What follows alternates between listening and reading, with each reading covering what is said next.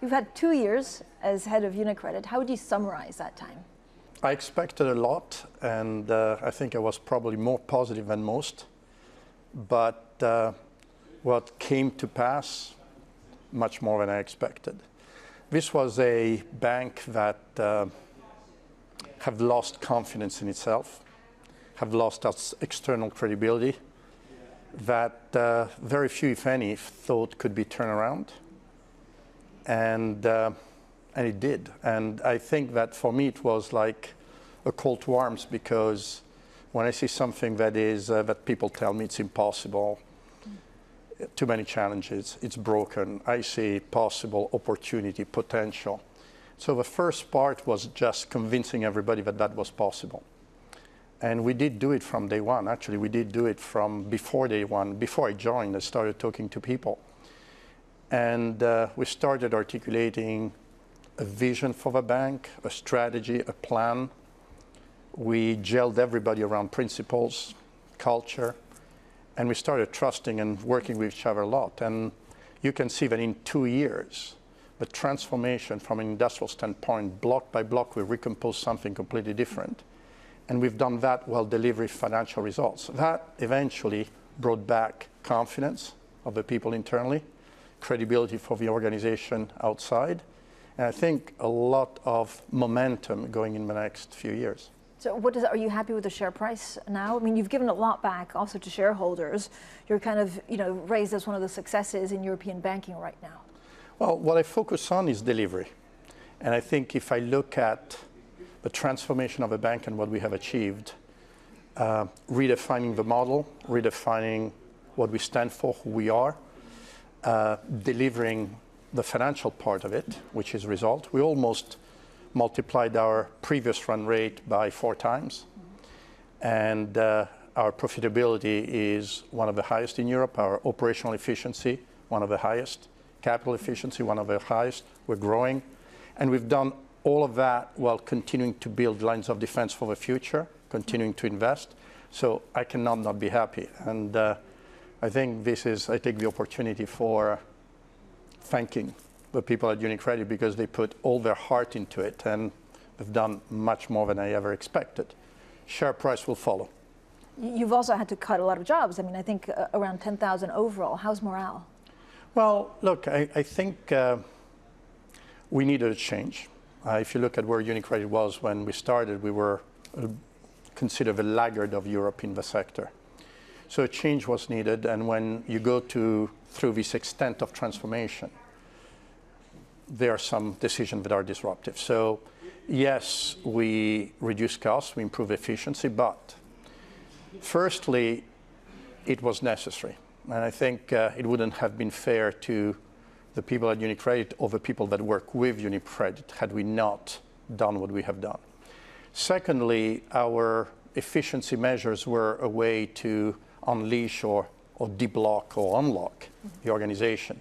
We were very, very heavy at the center, heavy bureaucracy, heavy administration, completely labyrinthian processes, an organization that did not know how to work with each other.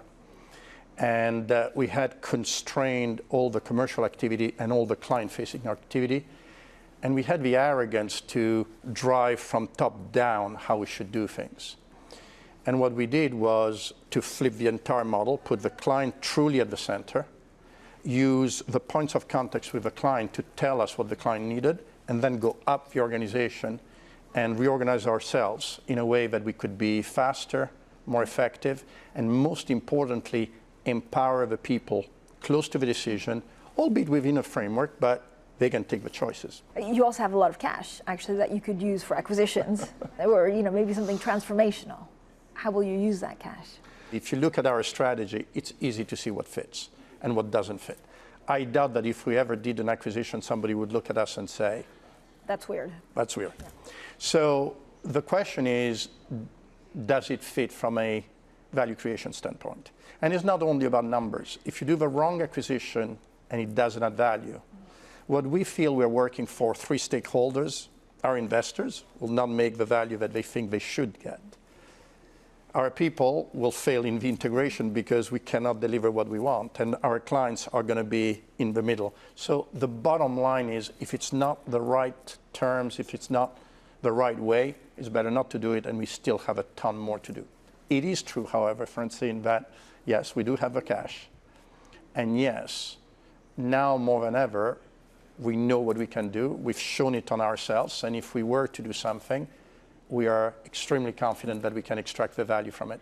What size acquisition are we talking about? I mean, could this be a big cross-border? Look, I think for us what counts is reinforcing where we are. This is still a phase where we have plenty to do in the markets where we are. We never exclude anything. You never get what you want at the time you want it. But for us, what really counts is strengthening our market position, our client franchises, in certain way our factories. And most of the things we look at are within range with the usage of cash alone or very limited shares. But at the moment, as you said before, given that at least we believe that the valuation of our shares is well undervalued, cash is better than shares. How big do you want UniCredit to become? Like, if I speak to you in 4 years, will it be just a different bank because of its size and footprint? Well, I think big is risky, because when you start putting big, you start thinking size over the quality and the value that you add. And therefore, I always try not to get there. But let's put it this way, Europe needs banks with market caps ahead of 100 billion. I mean, if we want this economic bloc to be an economic bloc that can hold vis-à-vis the US, vis-à-vis China, we need organizations that are bigger in scale, or we will not be able to propel it. So for everyone, I think for all my peers, etc., getting to a size that allows us to have a critical mass to support the economic growth is critical. And would this also be countering Wall Street? I think it's a different approach. I think if we look at Wall Street, they have models where obviously they mostly have their domestic market, which is enormous, and then they have global investment banks, global wealth management activities. I think Europe has lost that train, to be honest. Very difficult for us to keep up with, probably very few exceptions. I think for Europe what it is, or at least for us what it is Europe. So can we have organizations that can accompany the growth of Europe? In a way, and I tell that to my colleagues, it's a little bit responding, for us the dream is responding to Henry Kissinger question, where they said, if I want to talk about Europe, who do I call? And we would like to be part of that call.